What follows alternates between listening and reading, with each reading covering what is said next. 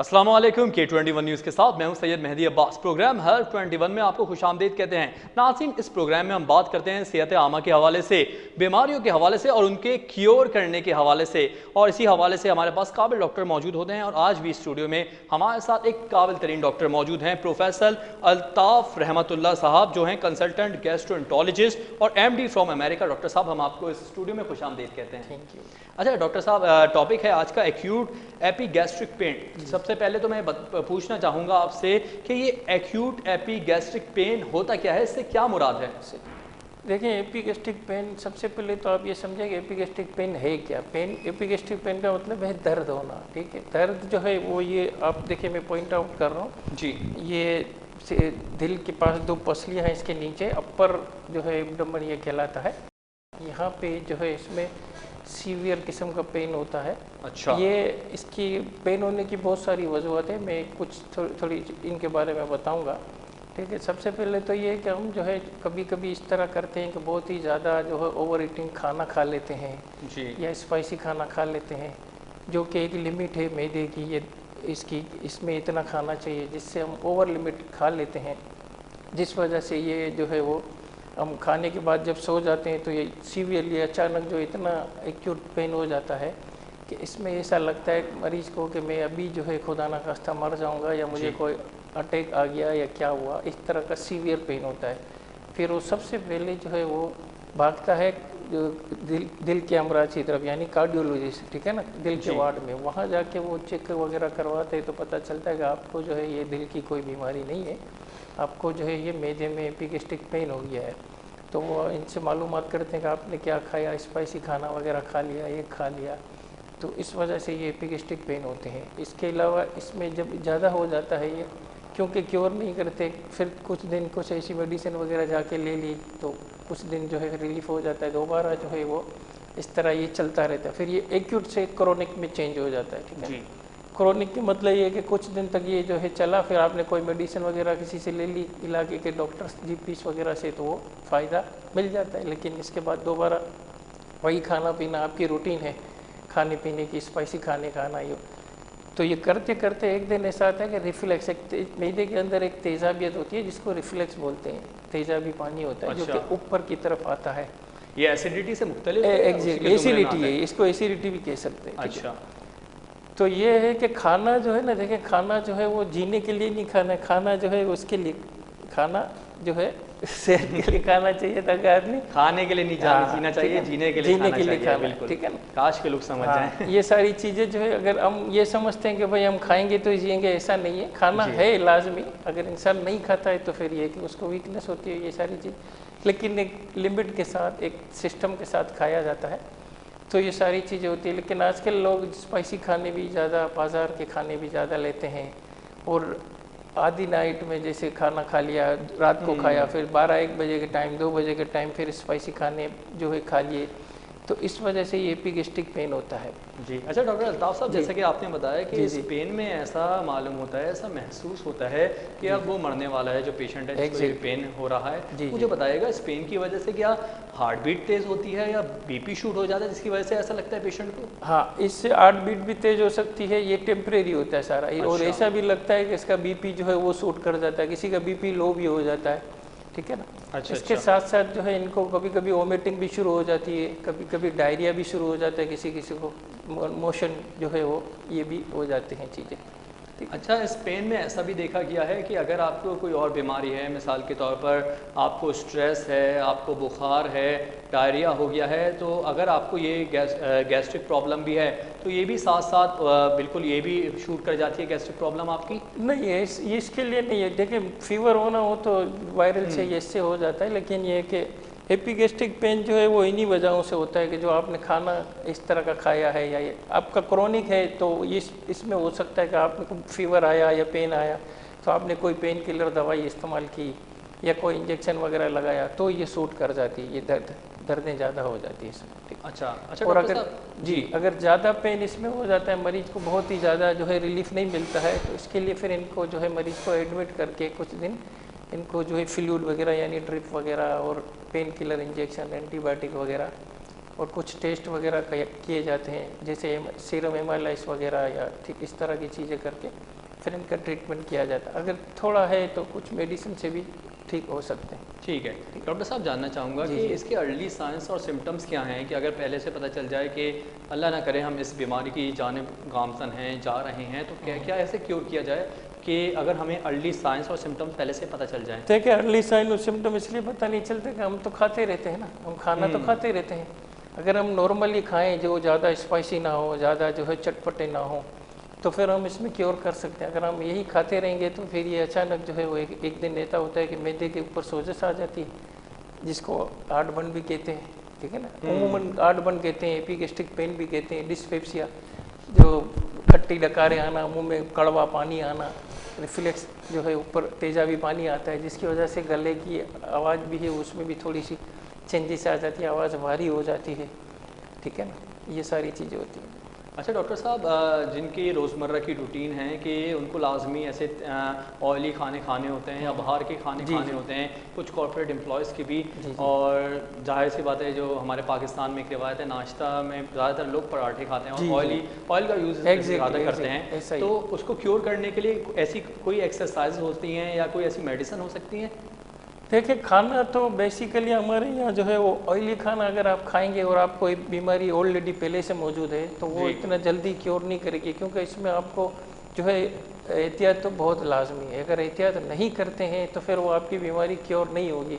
इसके लिए अगर आपको ये प्रॉब्लम है तो आप कोशिश करें कि आप खाने पीने में जो है ना ऑयली खाना, स्पाइसी खाना, इससे थोड़ा अवॉइड कीजिए। मिसाल के तौर पे मील का कैसा हिसाब किताब रखें अगर इस बीमारी से बच रहे हैं, तो ब्रेकफास्ट में क्या खाएं और लंच में क्या खाएं, डिनर में क्या खाएं, बताइएगा थोड़ा। जो है ब्रेकफास्ट में तो आप जो है अगर चाहें तो डबल रोटी है, स्लाइस है, ठीक है ना। इसके अलावा कभी कभी अंडा ले लिया आपने या कोई दूध ले लिया, ये चीज़ें जो है ले सकते हैं। अगर बहुत सारे जो है पराठे और चिकनाट वाली चीज़ें इस तरह लेंगे तो फिर मसला आएगा।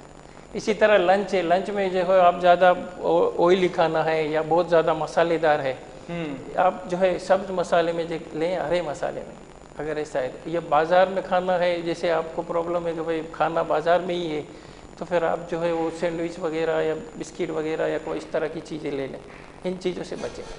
अच्छा डॉक्टर साहब, ये अगर बीमारी आपको लग जाए गैस्ट्रिक प्रॉब्लम की, तो ये देर पा चलती है, फिर लॉन्ग टर्म चलती है? ये लॉन्ग टाइम चलती है। अगर आपने क्योर नहीं किया या ट्रीटमेंट सही नहीं करवाया तो फिर ये लंबी चलती है।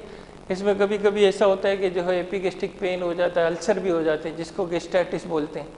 अगर अल्सर हो जाता है तो फिर इसमें जो है वो में भी अगर बहुत ज़्यादा हो जाता है तो मुंह के ज़रिए या बाथरूम के ज़रिए जो है वो ब्लड भी आता है। अच्छा जी। अच्छा डॉक्टर साहब, तो लॉन्ग टर्म में इसको कैसे क्योर कर सकते हैं हम? यही इसके लिए ट्रीटमेंट शुरू किया जाता है ना इनका। कौन से ट्रीटमेंट्स होते हैं वो? बहुत से ट्रीटमेंट है जो है आजकल, तो जैसे ओमिप्राजोल है, डेक्सएमोप्राजोल है, लेंसाप्रोजोल है, डेक्सलेंसाप्रोजोल है, ठीक है। ये सारी चीज़ें हैं। इसके अलावा ड्रिप वगैरह अगर ज़्यादा है कोई चीज़ तो ड्रिप से एंटीबायोटिक वगैरह से भी जो है वो ट्रीटमेंट किया जाता है। इनका कुछ टेस्ट भी होता है, एक एच पाइलोरी के नाम से एक टेस्ट होता है जो कि एक वायरल है छोटा सा, जो खाने पीने की चीज़ों के साथ जो है वो आ जाता है मैदे के अंदर और वहाँ पे जो है बैठ जाता है। जब इसकी गैस्ट्रोस्कोपी वगैरह की जाती है, ये ब्लड का टेस्ट किया जाता है, तो पता चलता है कि इनको जो है वो एच पाइलोरी भी पॉजिटिव आया है, तो ये भी एक सबब बनता है, ठीक है। अच्छा डॉक्टर साहब, बताइएगा कि कुछ दवाओं की वजह से भी एसिडिटी और ये शूट होता है, कौन सी ऐसी दवाएं जिसकी कुछ वजह से दवाएं ऐसी हैं जैसे बहुत ज़्यादा लोगों को बहुत ज़्यादा पेन होता है, जोड़ों में होता है, कभी कभी किसी को जो है बैक में होता है, यानी कमर का दर्द वगैरह होता है, उनको लॉन्ग टाइम पेन किलर खानी पड़ती है। इस वजह से भी ये एपिगेस्ट्रिक पेन में जो है ना ज़्यादा हो जाता है, बढ़ जाता है। इसी तरह कुछ ब्लड प्रेशर की दवाइयाँ हैं, कुछ कार्डिक दिल की दवाइयाँ हैं जो कि लॉन्ग टाइम खाने से जो है वो कुछ ऐसी जैसे एस्प्रिन है या लो प्लेट वगैरह हैं, बहुत ज़्यादा लॉन्ग टाइम खाने से कुछ इसके असरात इन पे भी आते हैं। तो ये कार्डियोलॉजिस्ट जो है वो कुछ टाइम के बाद जो है अगर मरीज आके कंप्लेन करता है तो वो कुछ चेंज कर देते हैं। कुछ टाइम तक जो है ना कुछ गोली टेबलेट जो है वो नुकसान करती है, कभी कभी ज़्यादा नहीं करती, मगर इनके असरात जो है वो इस तरह हो जाते हैं। अच्छा डॉक्टर साहब, कहा जाता है कि इस पेन को क्योर करने के लिए अगर आपने फ़ौरन रिलीफ देना है इस पेशेंट को, तो पाकिस्तान में पहले नंबर पर जो सबसे ज़्यादा दवा बिकती है वो पैनाडोल है, दूसरे नंबर पर इसी की दवा आती है राइजिक, ऐसा ही है? जी जी जी। तो राइजिक इसके लिए शॉर्ट टर्म के लिए अच्छी है, या राइजिक अगर रोज़ खाए ये पेशेंट तो बेहतर रहता है? नहीं देखें, अभी अभी बात हो रही है एपिगेस्ट्रिक पेन की। एपिगेस्ट्रिक एक्यूट एपिगेस्ट्रिक पेन है ना, वो जो है वो मतलब कि सीवियरली आता है और अचानक आता है। ये अच्छा। हमारी जो है वो लापरवाही की वजह से। लापरवाही। अगर वो क्रोनिक में आ गया है तो फिर जो है वो लॉन्ग टाइम तक जो है राइजिक है, जैसे ओमिप्रोजोल है, राइजिक जो है ना ओमिप्रोजोल, ऐसे ओमिप्रोजोल है, लेंसाप्रोजोल है, डेक्सलेंसाप्रोजोल। आजकल तो बहुत सारी मार्केट में दवाइयाँ आ गई है जो एक दूसरे की एडवांस है। तो ये कुछ टाइम तक जो है खानी पड़ती है। डिपेंड करता है कि मरीज़ की जो है वो कैसी सिम्टम कैसे हैं और बीमारी कैसी है। 1 महीने 2 महीने में होगी या 6 महीने में सेट होगी, लेकिन वो फिर इनको खानी पड़ेगी। इसके साथ साथ जो है वो एहतियात भी इनको करनी पड़ेगी।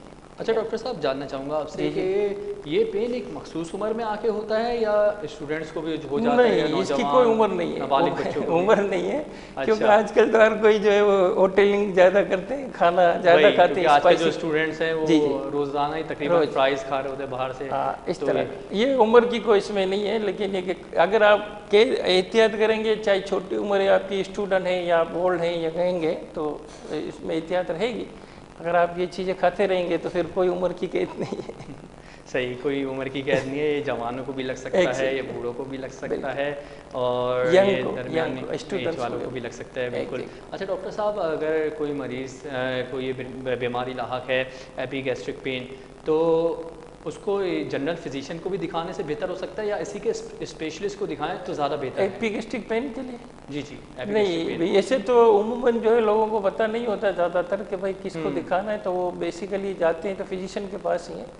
लेकिन फिजिशियन कुछ मेडिसिन देते हैं, फिर इसके बाद कहते हैं कि भाई आप गैस्ट्रोएंटेरोलॉजिस्ट को दिखा दें, ताकि वो आपका अच्छा। सही ट्रीटमेंट जो है वो कर सके।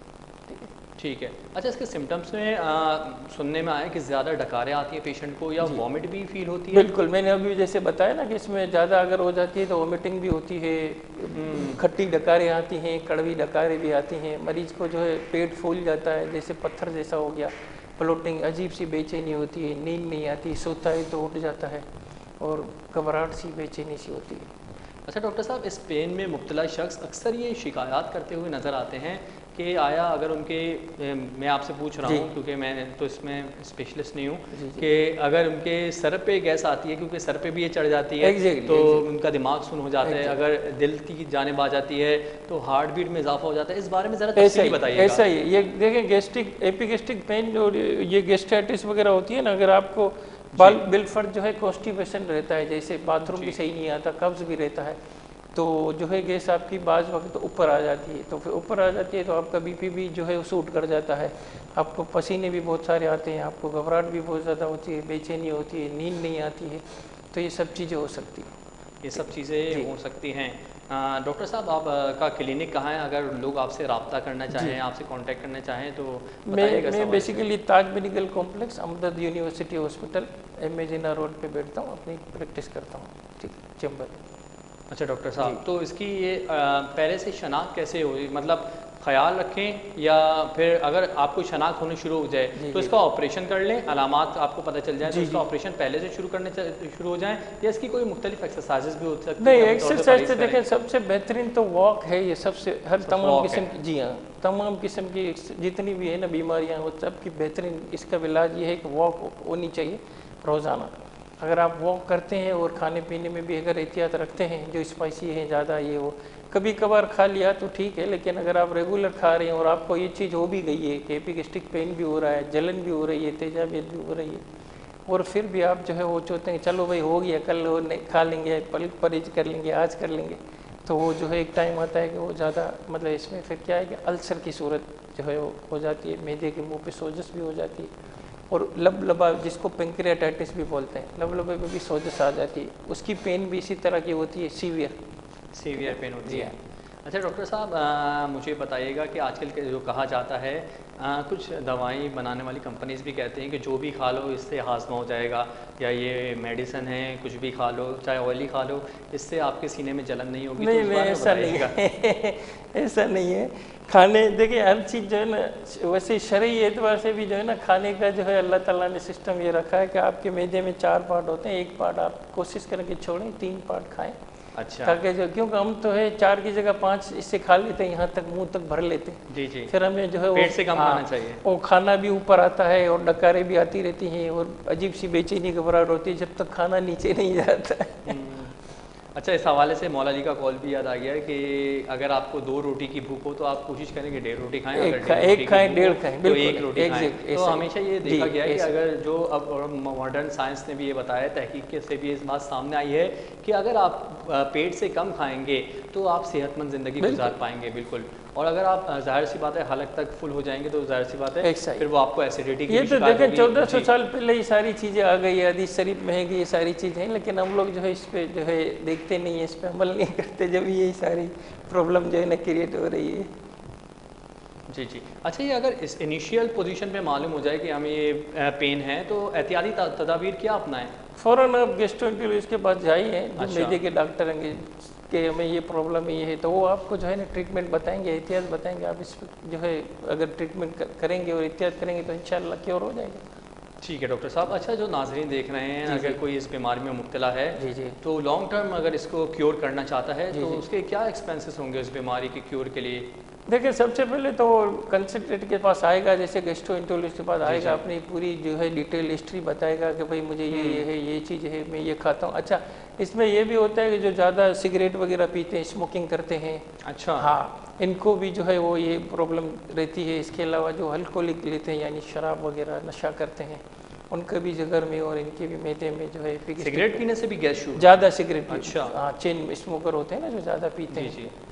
इससे भी होता है। और दूसरी बात है कि गुटखे वगैरह जो पान पत्ती वाले पान है, गुटखे हैं, इनसे भी ये मैदे में जो है ना एपिगेस्ट्रिक पेन और ये सारी चीज़ें, अल्सर वगैरह ज़्यादा हो जाता है। अच्छा, जो इस जिनको ये पेन लाहक होता है जी, जी। तो सुनने में आया है, वो ये बताते हैं उन्हीं की ज़ुबानी जी। के सिगरेट पीने से उनको थोड़ा सा रिलीफ मिल जाता है, उनकी गैस थोड़ी सी काम डाउन हो नहीं, जाती ये है। देखें, इससे ये तो क्या बहुत सारे मुझे लोग हैं बताइए? कि भाई कहते हैं कि मैं सुबह उठ के चाय पीता हूँ, फिर मैं जो है बाथरूम जाता हूँ, या कुछ ऐसे हैं जो बाथरूम में जाके चाय पीते हैं, इस तरह भी है। अच्छा। बहुत सारे लोग उठ के सिगरेट पीते हैं, तो बाथरूम में हाँ, जाके चाय पीते हैं? हाँ, ऐसे भी है। अच्छा। तो वो ये कि इससे इसका कोई रिलीफ नहीं मिल सकता, बल्कि सिगरेट ज़्यादा जो है वो ख़राब करती है। तो आपने भी सुना है सारी जी, जी। चीज़ है ना। जो चीज़ खराब है वो सही कैसे सिगरेट कर की सकते हैं डब्बी किसी पे भी लिखा हुआ है खराब कि चीज़ हाँ, को? जी, वो है ना। बिल्कुल ये लॉजिक की बात है। अच्छा, मुझे बताइएगा कि कुछ गैस्ट्रोएंटरोलॉजिस्ट इसके क्योर के लिए एक एक्सरसाइज तजवीज़ करते हैं कि वो बलून खुलाएं जी, जी। और बलून में हवा भरें तो उसको कुछ रिलीफ मिलेगा, इस बारे में बताइएगा। ये एक्सरसाइज उस वक्त होती है जब आपकी जो है ना ऑक्सीजन वगैरह कम हो जाती है, या आपको जो है मतलब कि सांस लेने में कोई दुश्वारी वगैरह होती है, तो फिर ये कर सकते हैं। तो फिर ये कर सकते जी, जी। हैं और कोशिश कर सकते हैं कि हेल्दी खाएं, वेजिटेबल्स का हाँ, इस्तेमाल भले ज़्यादा करें। थोड़ा खाएं मगर अच्छा खाएं। ज़्यादातर अच्छा खाएं, ये healthy कोशिश करनी चाहिए कि सब्जियां लें, दालें लें, ठीक है, ये दालें चीज़ें लें। ज़्यादा खाएं। इसके अलावा तंदूर वाली रोटी है जो ये ज़्यादा गैस बनाती है। अच्छा, हाँ, तंदूर वाली हाँ, रोटी ज़्यादा आप गैस घर बनाती की है। रोटी खाएं, चपाती खाएं, चपाती जी खाएं। हाँ। ठीक है। अच्छा, खाने के साथ दही के इस्तेमाल से भी इसकी बहुत क्योर है? बेहतरीन, बहुत अच्छा है, ये खाना अच्छा। चाहिए दही भी। तो नाज़रीन, जैसा कि आपने जाना, डॉक्टर साहब ने बताया कि आप कम खाएं लेकिन हेल्दी खाएं। हेल्दी खाएंगे तो आप लॉन्ग टर्म तक हेल्दी रहेंगे। और जब आपको इनिशियल स्टेज पे ये बीमारी पता चल जाए कि मुझे ये बीमारी हो गई है या होने वाली है, इसके सिम्टम्स मालूम हो चुके हैं, तो आप पहले डायरेक्ट गैस्ट्रोएंटरोलॉजिस्ट के पास जाएं। गैस्ट्रोएंटरोलॉजिस्ट आपको फिर पहले ही आपकी इनिशियल स्टेज पे ही आपको क्योर कर लेगा, ताकि आपको लॉन्ग टर्म के लिए ये बीमारी लाहक ना हो और फिर आप इससे मुकम्मल तौर पर सेहतयाब हो सकें। तो नाज़रीन, हेल्थ 21 से फिलवक्त इतना ही। हमारे साथ प्रोग्राम में मौजूद थे प्रोफेसर अल्ताफ़ रहमतुल्लाह साहब, जो कंसल्टेंट गैस्ट्रोएंटरोलॉजिस्ट हैं और MD हैं फ्रॉम अमेरिका से। और टॉपिक था आज का एक्यूट एपिगैस्ट्रिक पेन, और इस हवाले से काफ़ी गुफ्तगू हुई, काफ़ी सवालों के जवाब दिए डॉक्टर साहब ने। और उम्मीद करता हूँ कि आपको भी जो इस बीमारी में मुब्तला होंगे उनको भी काफ़ी हद तक मदद मिली होगी और काफ़ी उनके सवालात के जवाबात मिल गए होंगे। तो नाज़रीन, इजाज़त दीजिएगा अपने होस्ट मेहदी अब्बास को, और फिर अगले हफ्ते हाजिर होंगे एक नए टॉपिक के साथ, एक नई बीमारी के क्योर के साथ हेल्थ 21 में। देखते रहिए हेल्थ 21 और K21 न्यूज़।